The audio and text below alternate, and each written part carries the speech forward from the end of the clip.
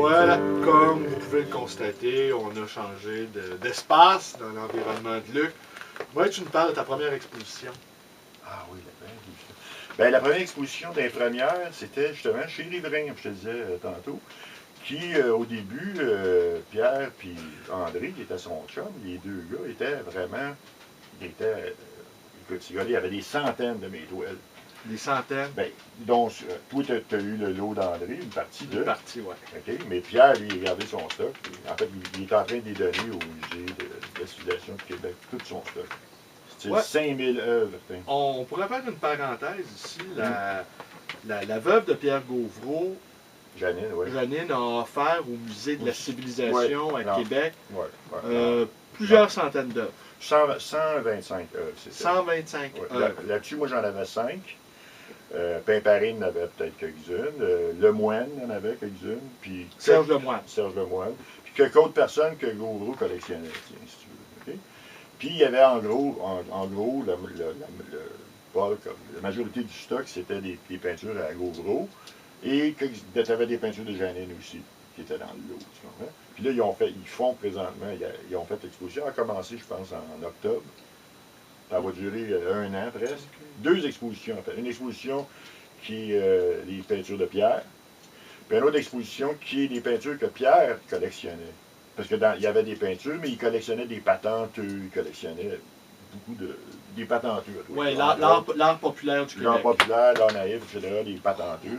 Fait que ça, il y en avait aussi, et des peintures du monde comme moi qui collectionnait. Ça fait que tu as une exposition qui, elle aussi, dure 1 an. Ça finit en septembre, je sais pas trop. Mais... As-tu été la visiter? Non, j'ai pas été, puis est-ce que... pas donné. Et en fait, dans l'exposition, je pense que j'en ai peut-être 2 toiles, parce qu'ils ont pas toutes mis. Bien sûr, bien sûr.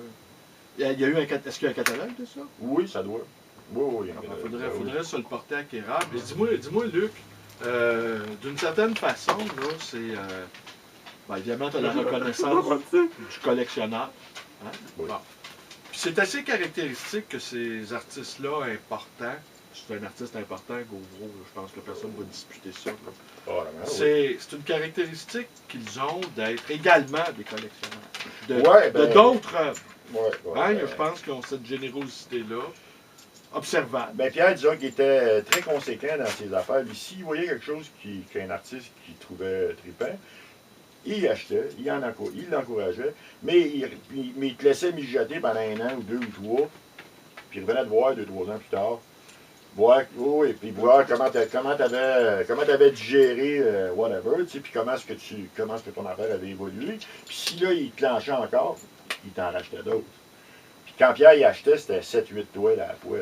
Ce que tu es en train de nous dire, c'est que il voulait d'une certaine façon s'assurer que c'était pas des feux de paille, les artistes? Oui, parce que écoute, dans le temps, comme tu dis, ça c'est la première exposition, c'était chez Riverain. C'est Riverain qui vidait sa maison chez eux, parce que sa maison à la Pierre, c'était mur à mur de stock qu'il collectionnait, le gars. Il enlevait tout, puis là, il rentrait mes toiles. C'est une 50aine de toiles. Puis là, il invitait ses chums. Okay? Puis il se prenait pas de cote. Moi, je le payais, je donnais des peintures en cadeau. Il se prenait pas de pourcentage, je veux dire. Il payait tout le vernissage, tout le kit. Il payait tout. Puis il a fait ça au moins 3 fois, Pierre, les 3 premières années. Okay?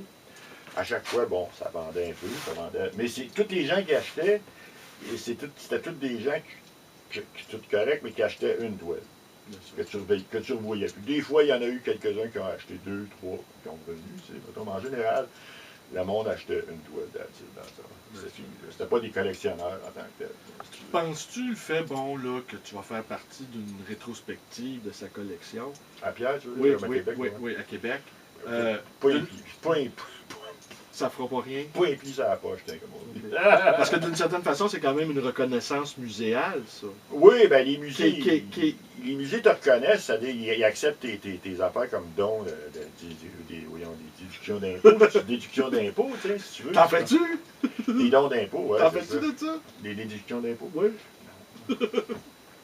Pas assez de revenus pour ça. Non, mais fait que ça, c'est déjà une reconnaissance. Mais les musées, pas les musées, les galeries, ils veulent rien savoir de mes affaires. Parce que t'es trop vieux. T'es déjà mort. Ouais. Toute fin pratique, tiens, tu comprends?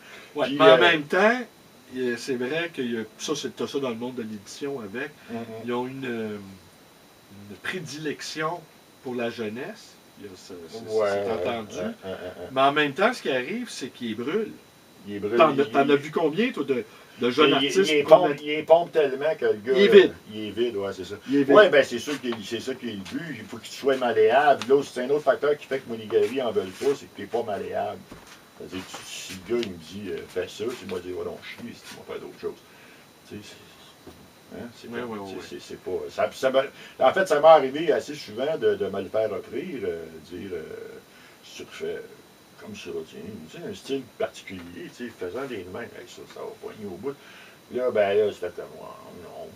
Si quelqu'un me le demandait, c'était comme, non, ça me bloquait, ça de même.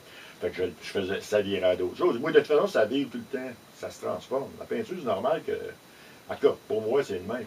Tu peins-tu d'une certaine façon pour te surprendre toi-même? Pour découvrir des choses? C'est probablement que c'est l'intérêt principal de l'affaire. Hein? Si toi, t'es pas surpris du résultat un peu, puis comment les autres pourraient l'être, hein, puis surtout pour toi, parce que c'est plate au bout de peinturer. Tu pousses un pinceau. Voyons.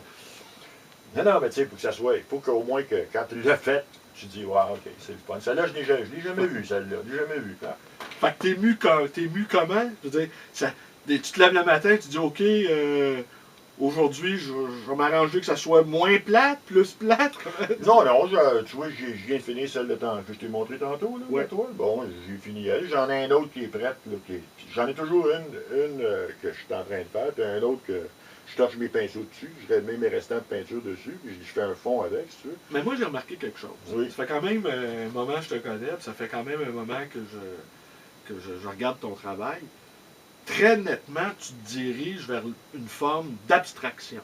Oui, ben là, c'est parti comme ça, mais si tu reculerais il y a 40 ans, je te dirais, tiens, au début, c'était des affaires de même que je faisais aussi. C'était des choses abstraites, c'est-à-dire c'était non figuratif, c'était des motifs géométriques, puis des choses comme ça, tiens. Puis comment t'expliques ça, ce retour-là? Ça s'explique, c'est qu'à un moment donné, quand je faisais des motifs géométriques, ces choses-là, à un moment donné, je me suis dit, bon, on va essayer de faire des bonhommes. Je l'avais jamais fait, vraiment. Je l'avais fait, tu sais, ado, j'avais fait bien des choses, figuratives, comme on dirait, tiens, tu sais. Fait que là, je m'étais remis à en faire des portraits de famille, fait que c'était les enfants qui traînaient autour de la table, puis des histoires comme ça, tu comprends? Puis tranquillement, ça m'a amené à faire des choses, à tomber carrément dans de l'imaginaire, parce qu'à un moment donné, tu imagines, en tout cas, pour des raisons, je dirais, techniques, tu pourrais dire, tiens, qu'à un moment donné, ça a devenu complètement imaginaire. Les thématiques, mais figuratifs, si on veut. Mais les bonhommes avaient 3 têtes, puis tu comprends-tu, puis ça devient imaginaire complètement. On est tombé là-dedans. Puis ça a duré un grand bout de temps. Puis dans ma tête, je me disais, il y a toujours eu des peintures abstraites ou non figuratives qui sortaient en travers du lot, tout le temps, mais quand ça me pognait, je la sortais parce que. Mais disons que je revenais à du figuratif, puis je me disais, peut-être que ça va être plus. Je trouvais ça plus plaisant pour le client, je te dirais. C'est un peu une raison, un peu comme ça. J'aimais aussi faire, j'aimais ça le faire, si on veut, tu comprends-tu? Mais je me disais, d'une façon, je me disais, ça va poigner plus avec parce que les affaires non figuratives, je trouvais que ça devenait hermétique à un moment donné. C'est-à-dire que quelqu'un, encore que. Mais là, pourquoi c'est revenu maintenant? Oui. Parce que, mettons, à un moment donné, il n'y en a plus de clients. Oui. Ça ne fait pas de calice de différence d'un bras que je fasse, maintenant, tu sais. Fait que je ferais celle-là. Puis là, je trouve ça le fun de faire ça parce que tu n'as pas à te demander qu'est-ce que je vais faire. Mais. Tu comprends? C'est non figuratif. Il n'y a pas de thématique. Mais ça se pourrait-tu, écoute, j'ai mis une hypothèse, là, hein, bon, que d'une certaine façon, ta peinture est plus contemplative, que toi-même, tu désertant là, le figuratif, tu es comme plus centré en toi-même, non? Il n'y a pas de. C'est sûr que c'est plus. Tu pourrais dire que c'est devenu plus pour moi-même que je le fais, là, parce qu'il n'y a pas personne d'autre qui s'y intéresse. Parce que c'est sûr, ouais, puis Fait que pour que ça m'amuse, moi, tu sais. Ouais. Mais dans l'abstraction, il y a quand même une. Mais tu sais, il n'appellera pas ça de l'abstraction, là. Non. Si tu vas voir les galeries d'art C'est- contemporain, ils vont dire, ils ne sauront pas quel nom mettre là-dessus. Là. Ben, c'est sûr que c'est un objet hybride. C'est ça. Mais ils Oui. ne diront pas que c'est une abstraction. Parce que pour eux autres, la minute que comme un carré, un rond, c'est plus de l'abstraction. Oui. OK? C'est du géométrisme, je sais pas quoi. Dans ce cas-là, on va prendre, ça serait du géométrisme organique. Mettons, ouais, quelque chose, tu sais. Mais ça serait pas, puis c'est pas figuratif, évidemment. Bon, c'est ça. Mais disons, pour eux autres, c'est pas de l'abstraction, ça. Parce que l'abstraction, c'est des tâches, comme on dit. Hein? Oui. OK? Des tâches qui accidentelles, bien sûr. Tandis que moi, dans mes affaires, c'est comme, il n'y a rien d'accidentel. Le fond est accidentel, tu veux dire. Ce qu'il y a au fond, mais tout ce qui est sur le devant, c'est tout. Mais toi, Luc, tu continues d'avoir du plaisir. Totalement, ben oui. Ben oui. Puis là, je t'ai poigné bonhomme, comme ils disent, parce que je sais pas quoi faire d'autre. C'est la seule chose que je sais faire, c'est ça. Oui. C'est faire un objet inutile, un objet d'art. Parce que la différence des objets d'art, je trouve, c'est ça, hein, c'est que c'est un objet inutile. Il n'y a pas d'utilité fonctionnelle, quoi. Il y a juste une utilité esthétique, possiblement, Oui. Bon, mental, psychologique, ce que tu voudras, mais disons pas fonctionnel. Oui. C'est pas un coffre tout bien ouvragé, plein de. Ben, c'est pour ça que ça nous est si nécessaire, parce que ça sert à rien.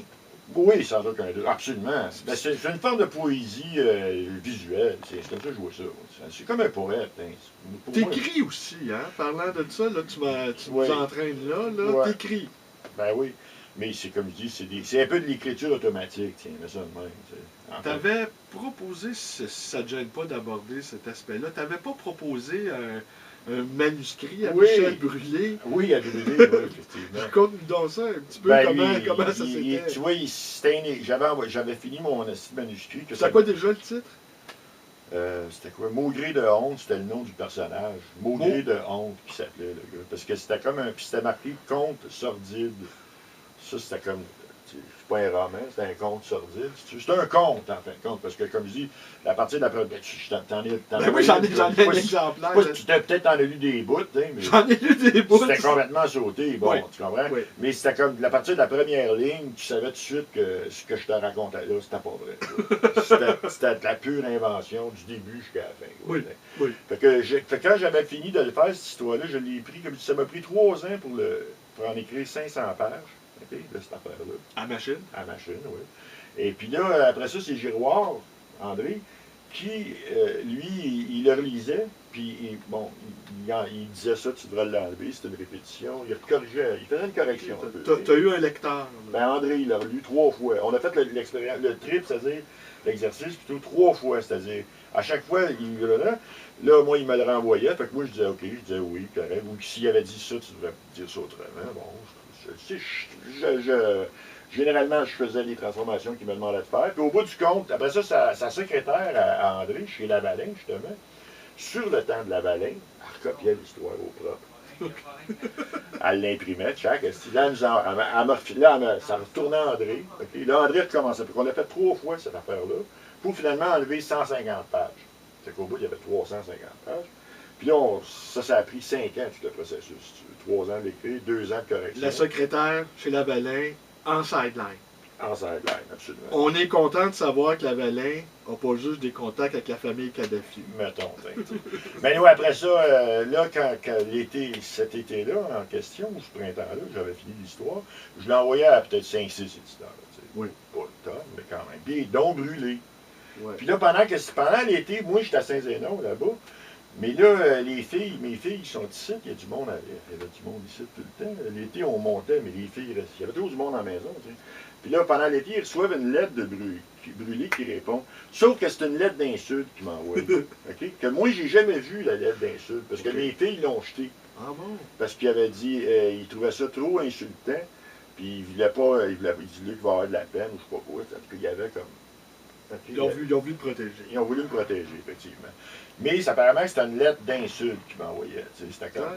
C'était même pas une lettre de refus, c'était une lettre d'insulte. C'était une lettre d'insulte parce que mon roman, mon histoire, si on veut, c'était comme une satire de roman, en fin de compte. C'était pas vraiment c'était pas un roman comme on voit, un roman comme moi j'appelle les romans de cuisine.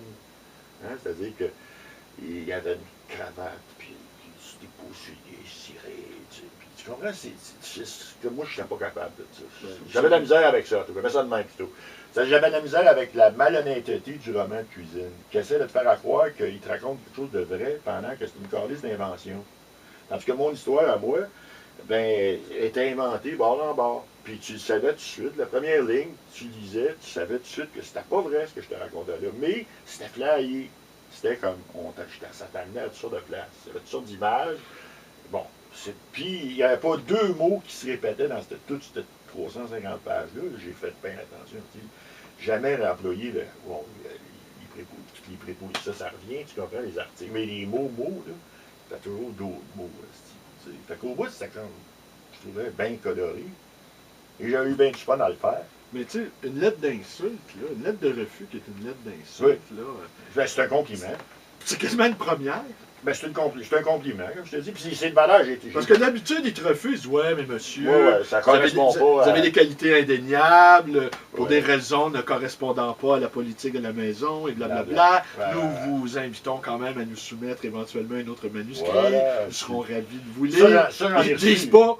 Va chier! Ben non, ben lui, il disait pas va chier, mais il était insulté. Il trouvait que c'était comme une insulte. Il avait proposé ça? À la littérature, il avait proposé ça, tu comprends? Puis putain, il était vraiment choqué, là, tu sais, assez choqué pour t'écrire une lettre d'insulte. Fait que moi, mais je ne l'ai pas vu comme ça dit la lettre. Mes filles l'ont lu. C'est plate. C'est plate. Ben oui, ça nous ferait un beau document. Ben oui, c'est ça. Mais comme je te dis, en revenant à la fin de l'été, là, en fait, j'ai su l'affaire à la fin de l'été, moi. Ça, c'est arrivé dans l'été. Puis à la fin de l'été, j'ai dit, bon, je rappelle Brûlé, je veux avoir mon manuscrit, j'en ai juste un certain nombre de copies. Tu sais. Ça s'était conclu comment? Ben c'est ça, je dis, je rappelle Brûlé, je dis, je veux avoir mon manuscrit. Tu sais. Fait que Brûlé, il dit correct, il dit, viens, il dit, viens, il dit, je vais le mettre sur la galerie. Fait que il reste pas loin sur le plateau, il restait, je sais pas s'il reste encore là, mais fait que là, je pars, bon, il va faire mon tour, j'arrive en BC. Fait que c'était le jour du recyclage. Fait qu'il y avait le bac de recyclage vert qui était plein de manuscrits qui crissaient au vidange, dont le mien était sur le dessus du bac, comme ça, tu sais. Fait que moi, c'était comme, tu sais, le gars, c'était vraiment de l'insulte totale, de la merde, mon gars, là, tu sais. Fait qu'après ça, j'ai dit ça. Après ça, j'ai ramassé les lettres de refus, parce qu'il y en a eu quelques autres aussi, tu sais, mais qui étaient... Correct. Victor Lévy, que j'avais envoyé, Victor Lévy-Beaulieu, il disait, ben, ça correspond pas. Ben écoute, etc. Tu comprends? Je voulais que tu nous parles de cette lutte, de ce refus-là, avec une lettre d'insulte, ton manuscrit sur le bac de c'est juste l'honneur qu'on n'aille pas la lettre. Parce que ça reste quand même un grand moment de la littérature, à mon avis. Ben, moi, c'est la première fois que j'ai entendu. Après coup, mettons, j'ai pris ça, même probablement sur le moment, j'ai pris ça comme une espèce de compliment. Oui. Ben écoute, surtout venant de la part de Brûlé, tu sais. Ouais, ben on n'en parlera pas de Brûlé. Bon. Et ce qu'on va faire, cependant, on va passer à la troisième partie. Oui. Fait que la deuxième partie s'arrête ici, mais on va encore se promener dans ton atelier.